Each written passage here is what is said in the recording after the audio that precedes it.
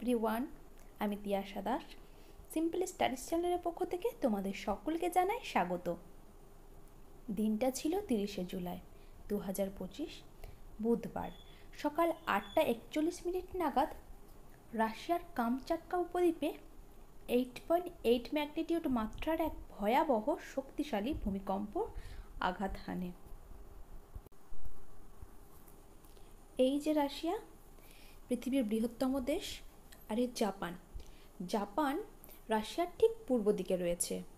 আর এই আলাস্কা রয়েছে উত্তর আমেরিকার উত্তর পশ্চিম প্রান্তে। আর ঠিক এই জায়গাটা করে রয়েছে কামচাটকা উপদ্বীপ, যেখানে 30শে জুলাই বুধবার সকাল 8:41 নাগাদ 8.8 ম্যাগনিটিউড মাত্রার এক ভয়াবহ শক্তিশালী ভূমিকম্প আঘাত হেনেছিল, যা প্রশান্ত মহাসাগরীয় অঞ্চলে কম্পন সৃষ্টি করে এবং এটি বিশ্বব্যাপী সংবাদ শিরোনাম তৈরি করে। বলতে পারো এটি একটি সাম্প্রতিক দশকগুলিতে রেকর্ড করা সবচেয়ে শক্তিশালী ভূমিকম্প। এই ভয়াবহ শক্তিশালী ভূমিকম্পের পেছনে কিন্তু বিশেষ কয়েকটি কারণ রয়েছে, আর সেগুলোই আজকের ক্লাসে আলোচনা করব। প্রথমেই যে কারণটির কথা না বললে নয়, সেটি হলো টেকটনিক প্লেটের সংঘর্ষ। কামচাটকা ভূমিকম্পের মূল কারণ যে পৃথিবীর পৃষ্ঠের গভীরে অবস্থিত, যেখানে পৃথিবীর ভূত্বকে দুটি বিশাল স্ল্যাব, এক হচ্ছে প্রশান্ত মহাসাগরীয় প্লেট এবং ওকটাস প্লেট, যেটা হলো উত্তর আমেরিকার, মিলিত হয়েছে। এই দুটি প্লেট কিন্তু মিলিত হয়েছে। লক্ষ লক্ষ বছর ধরে প্রশান্ত মহাসাগরীয় প্লেট উত্তর পশ্চিমে ধাক্কা খাচ্ছে। সাবডাকশন নামক পরিচিত একটি প্রক্রিয়ায় তার প্রতিবেশীর নিচে পিছলে যাচ্ছে। এই বিশাল চাপ তৈরি হয় যতক্ষণ না এটি শক্তিশালী ঝাঁকুনিতে মুক্তি পায়, যার ফলে বিশাল ভূমিকম্প হয়। এই বিশেষ ভূমিকম্পটি সাবডাকশন জোন ইন্টারফেস বরাবর সরাসরি অগভীর বিপরীত ফল্টিংয়ের ফলে ঘটেছিল। 2 নম্বর কারণ হচ্ছে রিং অফ ফায়ার। এর সম্পর্কে একটু বলি তোমাদের, যে এটি মূলত প্রশান্ত মহাসাগরের চারিপাশে একটি পথ, যা প্রায় 40,000 কিলোমিটার এলাকা জুড়ে বিস্তৃত। খুব সহজ কথায় বলতে গেলে, এখানে যদি 5টা চাঁদ এনে জুড়ে দেওয়া হয় তবুও কিন্তু জায়গা থেকে যাবে, মানে এতটাই বিশাল আকৃতি এই রিং অফ ফায়ার। এর মধ্যে উত্তর আমেরিকা, দক্ষিণ আমেরিকা, এশিয়া এবং ওশিয়ানিয়ার কিছু অংশ জুড়ে রয়েছে। বিশ্বের প্রায় 90% ভূমিকম্প এই অঞ্চলেই হয়ে থাকে, যার মধ্যে কিছু খুবই শক্তিশালী হয়ে থাকে। তোমরা শুনলে আরও অবাক হবে যে বিশ্বের প্রায় 75% সক্রিয় আগ্নেয়গিরিও কিন্তু এই অঞ্চলে অবস্থিত। রিং অফ ফায়ার প্লেট টেকটনিক্সের কারণেই ঘটে। এখানে বিভিন্ন টেকটনিক প্লেট মিলিত হয় এবং একে অপরের সাথে ঘষা লাগে, যার ফলে ভূমিকম্প এবং আগ্নেয়গিরির অগ্ন্যুৎপাত ঘটে।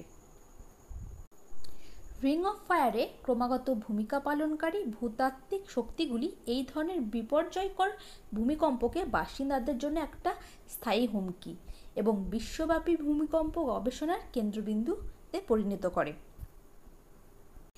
এই রিং অফ ফায়ার হলো এমন একটি অঞ্চল যেখানে ভূতাত্ত্বিক কার্যকলাপ খুব বেশি হয় এবং এই কারণেই এর নামকরণ করা হয়েছে রিং অফ ফায়ার।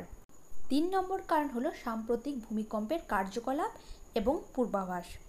প্রথমেই বলি, এই ভূমিকম্পটি কিন্তু হঠাৎ করে আঘাত হানেনি।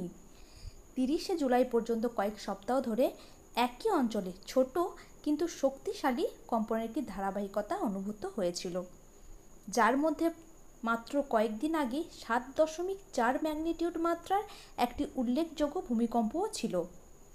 ভূকম্পবিদরা এখন বিশ্বাস করেন যে পূর্ববর্তী ঘটনাগুলি পূর্বাভাস ছিল, যা ইঙ্গিত দেয় যে পৃথিবীর ভূতত্ত্ব ক্রমবর্ধমান চাপের মধ্যে রয়েছে, যা বুধবারের পরবর্তী বিধ্বংসী মূল কম্পনের জন্য ভিত্তি তৈরি করেছিল।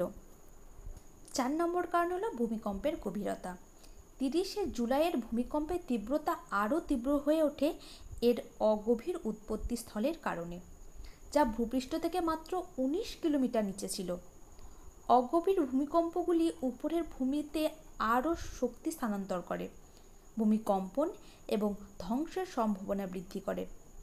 এখানকার ভাঙন অঞ্চলটি প্রায় 390 কিলোমিটার দৈর্ঘ্য এবং 140 কিলোমিটার প্রস্থে বিস্তৃত ছিল, যা জনবহুল উপকূলীয় শহরগুলিতে সরাসরি এই শক্তির প্রকাশ পায়।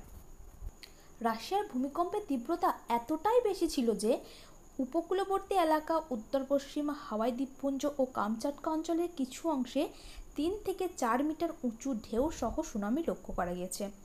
সতর্কতামূলক পদক্ষেপ হিসাবে বাসিন্দাদের দ্রুত অন্যত্র সরিয়ে নিয়ে যাওয়া হয়েছে। আমেরিকার ন্যাশনাল সুনামি ওয়ার্নিং সেন্টারের ইতিমধ্যেই আলাস্কার আলেউশিয়ান দ্বীপপুঞ্জের জন্য সরাসরি সুনামি সতর্কতা জারি করেছে। নজর বাড়ানো হয়েছে ক্যালিফোর্নিয়া, ওরেগন, ওয়াশিংটন ও হাওয়াই পশ্চিম উপকূলেও।